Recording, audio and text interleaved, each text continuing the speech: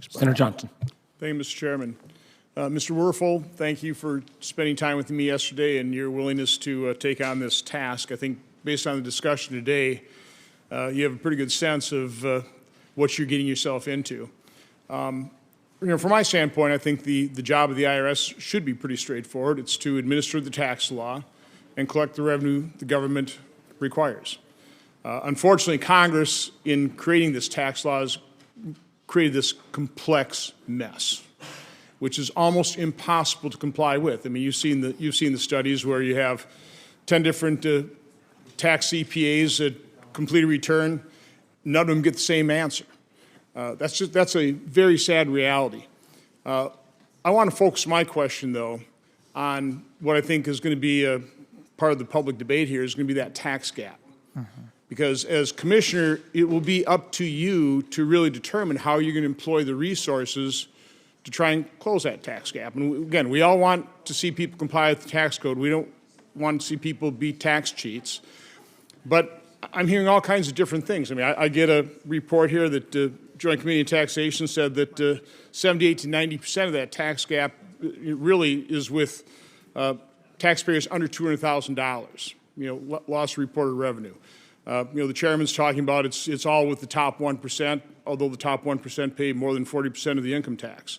So I want to get your sense of where is that tax gap really occurring? I mean, what types of taxpayers? How much is due to just complexity of the tax code? Yeah, well, Senator, I appreciate the question. I think that I start with, you can start with some basic facts, and I think about the fact that most Americans, working families, pay their taxes through their payroll. And then, therefore, the IRS has 99% of the information it needs to assess a balance due.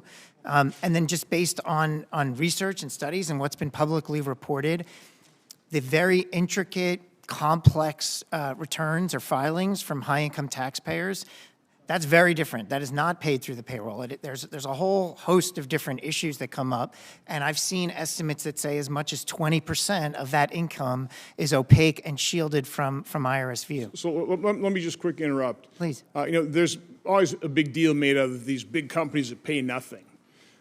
Big companies oftentimes have IRS agents in their offices, right? Correct? I'm not sure I follow, Senator. Well, I mean, large companies have, massive tax departments. Oftentimes, IRS agents are basically embedded to make sure that they comply. The big companies that pay zero are just complying with a very complex tax code, correct? And you generally have IRS agents there making sure that they're complying as best they can with the complex tax code, correct? Senator, I'm not sure.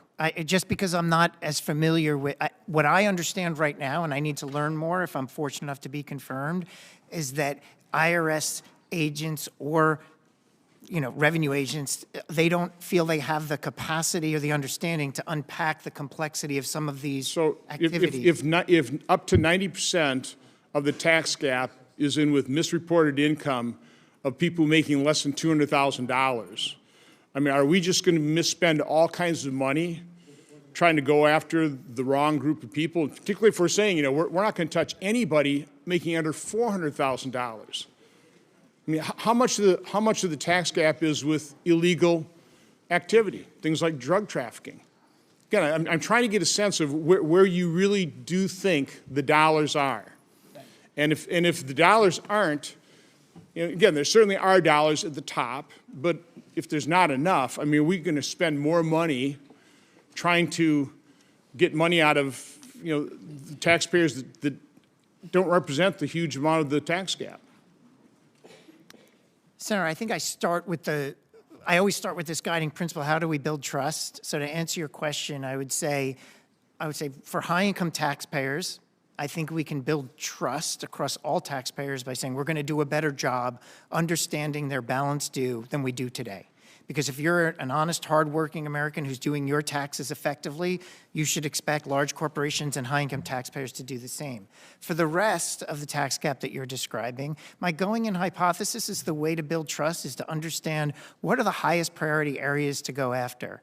Are there unscrupulous tax preparers that we need to assess? Are there individuals or organizations that are looking to evade taxes, and is there a way we can focus on that versus others that are honest taxpayers? So I don't know yet because I'm not there, but the commitment here is to better unpack the tax gap for you and for the American people so there's clarity on exactly how this all shapes up on a go-forward basis. Okay, we need to look at the actual data and go based on the reality situation rather than just rhetoric.